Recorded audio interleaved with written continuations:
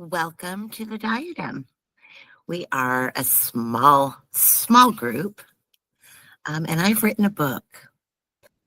This book was written to capture my journey from a lifetime of forced astral attack to poltergeist activity, navigating through the wolves of the corrupt and sold out church and the BS New Age, and finally, through a very small Bible study group and what we've learned.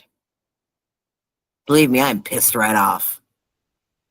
In the future, we're going to add controversial and truth-seeking Bible study series based on the lessons learned in this book. We may not have all the answers, but we've got a lot of them. And we hope you join us with an open mind. It's probably not what you think. Blessings, everyone. Will I meet Keith Richards in heaven? Chapter 2. The Temple of Light, an encounter. As an adult, I was still plagued by these attacks. Countless nights were hijacked by terrifying astral kidnappings, waking nightmares in which seething entities yanked me from my body. Church didn't help. Doctors didn't help. But the people in my life knew it was happening. Boyfriends, friends, my kids, their nannies. Looking back, thank goodness they knew. Because when other people witness things too, it's really the only piece of sanity I had that it wasn't just me. Interestingly, the threats were never about hellfire or brimstone. They spoke of soul death, an ultimate and utter destruction. I never had a positive experience. They marked my childhood and stretched into adulthood, leaving a haunting imprint on my sense of self and the world. My kid's nanny and I came up with a plan. I always knew when an astral attack was coming because I was never fully asleep. The paralysis would hit before I fell asleep. So if I could just find the strength to grunt when that noise came into my ears, maybe the nanny would hear me and she would watch. And we agreed that she'd keep an eye on any changes in my breathing, pulse, movement, the atmosphere, temperature of the room, really just anything. And one day, I was able to grunt. My daughter heard it, ran to get the nanny, and she sat there and watched. This time, I was escorted by entities that I couldn't see, but I could sense flanking my sides. They communicated through telepathic imprinting, and they were showering me with flattery about how special I was and how sacred the place I was being taken to was. But their flattery felt flat on my ears. My ego just wasn't that easily swayed. My focus was drawn instead to the temple. I went down a long corridor that led to a large room, and the centerpiece of which was a mesmerizing light. Stalactites and stalagmites hung and jutted up from the ceiling and the floor, creating an ambiance like a cave. Oh, it was elaborate, like something out of a Disney-themed world. It was meticulously crafted to look real, but still, you knew it was artificial. It was almost too perfect. There were pinholes of light from above, mimicked the night sky, and in the center of this room, on both the triangular and then beneath it a square pedestal, burned an unfed but eternal light. Its similarity to the burning bush in that aspect was uncanny. No fuel, yet it burned brightly. Now this light was mesmerizing, almost impossible to pull away from. It was a flame sustained by nothing, an eternal and unfed light. And I felt an overwhelming urge to just dive right into it. But a harsh warning echoed to me, pulling me back from the brink. Now I looked to my left, and another tall pedestal stood, almost like a pulpit or a music stand. It held a book that seemed immensely important, like a book of life, but its contents eluded me. The stand was just a bit too tall, preventing me from looking down and seeing the book clearly. I was then immediately ushered further to the left, where the atmosphere shifted from mesmerizing to unsettling. Ahead of me was a hallway blocked by a patina green gate, worn and rusted with age. Dim light, reminiscent of torchlight, flickered down the hallway. The entities tried coaxing me to move down the corridor, but their tone grew rushed and desperate. It felt like a seedy drug dealer trying to lure a victim down a dark alley. I was hesitant and kept asking clarifying questions, and they didn't like answering those. Red flags just flared in my mind. The entities were being pushy, rushing me to agree, but underneath that was a definite back alley nefariousness. Growing up in LA, I knew all about that. Suddenly, my thoughts became scrambled. Now, in the astral realm, this often seems to happen. You just lose the ability to think clearly. It's almost as if your brain temporarily strokes out. I knew that I had read and heard that I had to say a name, but I couldn't remember what it was. My mind fumbled, grappling for clarity, and then it hit me. Jesus. Whether I cried out inside or audibly, I'm not sure. To be honest, I'm not sure I was even able to form a coherent thought or sentence. It seemed like I just focused on that name, and he kind of read my heart, which was very likely filled with, Jesus, please come get me out of here. And everything went black. It was pitch black and silent. What felt like strong arms just swooped behind me, slid underneath my arms, so strong, like a giant swing or parachute yanking me.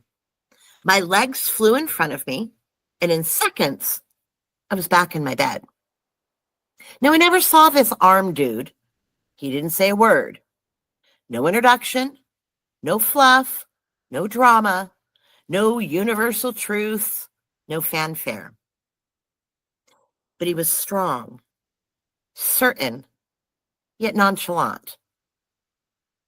It was honestly as uneventful as a human would be thinking, I'll grab that, while rolling over at the pool to get a ladybug out of the water. It was just that casual, but so certain. Once I was back in bed, I told the nanny and my kids to just get the cat off the floor. It was driving me bananas because I heard claws running back and forth on what I thought was the hardwood floor, and it was incredibly annoying. But interestingly, the cat was on the bed, and we had carpet. That experience stayed with me, a haunting blend of mesmerizing beauty and chilling deception. For years, I searched for answers, trying to understand what had happened and why that place was just so significant. I'd never read or even heard of this book called The Dweller on Two Planets before. But a colleague at work got really tired of my incessant but confusing analysis, and he suggested I type a description of the setting into Google. And what came up was the exact page describing the temple with the stalactites and stalagmites and the light. I was there, guaranteed. As I delved deeper, I discovered that this page of this book was written by Frederick Spencer Oliver in the late 1800s, but he attributed it to automatic writing by a so-called ascended master named Philos the Tibetan. Now, this book explored themes of astral projection and encounters with otherworldly entities. It became clear that the malevolent forces I faced weren't just figments of my imagination, but somehow part of a larger, darker tapestry of esoteric practices and occult teachings. This revelation would later intertwine with my journey, shedding light on the spiritual battles that I'd been fighting all along, having no idea I was even in a war. Now, these entities' threat of soul death and their manipulation through fear and confusion kept me trapped for years. They exploited natural law principles to induce a cycle of self-destruction, a cause and effect vibrational loop of rebelliousness and disconnection. This manipulation mirrors the tactics of esoteric groups like the OTO, Golden Dawn, who all use spiritual principles for their own gain. I grew up thinking, once I'm dead, I'm gone. This early trauma made me believe there were no consequences, leading to a lot of my rebelliousness. I didn't understand cause and effect. I didn't understand brain frequency. I didn't understand the ability to change the vibrational frequency within the brain and the heart. And I certainly didn't understand natural law. There's no question in my mind. No confession, communion, good deeds, or the sinner's prayer ever did a darn thing to stop these attacks. I was praying to the church's Trinitarian Godhead. If these entities from my childhood had so thoroughly convinced me that they had me, there was nothing I could do, and that was it. Now, this belief shaped my actions throughout my life across many years. If my soul was already doomed, why try to be good? Whatever that means. Everyone in these churchy groups seemed to define good in their own subjective way. And I didn't see my actions of having any real impact. I wasn't a bad person to begin with. I was far from perfect. But thankfully, my poor behavior was overwhelmingly self-destructive in nature, rather than external towards anyone else. I had a deep-rooted sense of integrity and fairness in that regard, and I was convinced that my fate was sealed, regardless of what he did. After all, this all happened way before I'd ever entered a church. Now, until that experience, I certainly didn't have it all figured out yet. Invoking Jesus' name immediately stopped the astral experience, but paranormal activity continued in my life.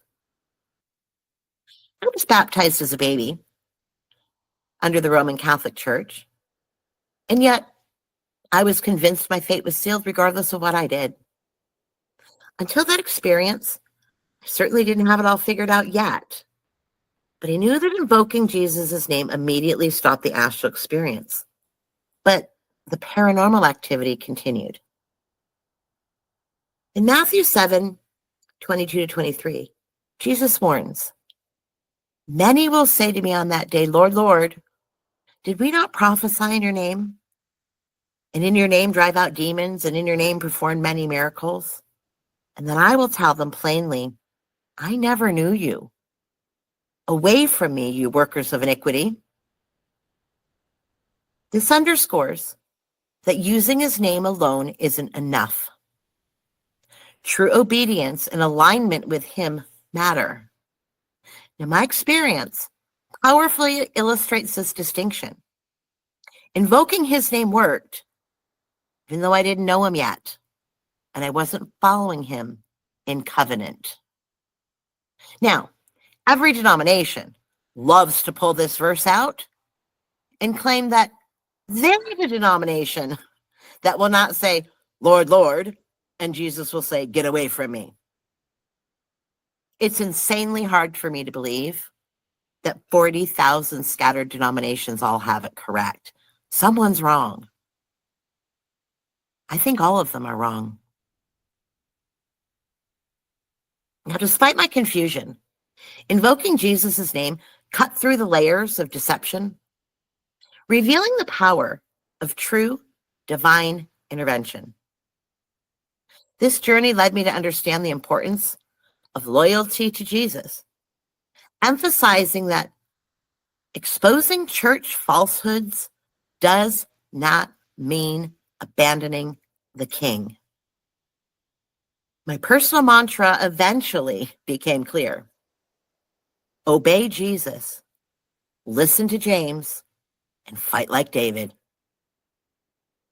It's about stripping away the lies and holding fast to the true and original biblical teachings. Unfortunately, I didn't have those. I was mired in endless denominations, each filled with the church doctrines of man.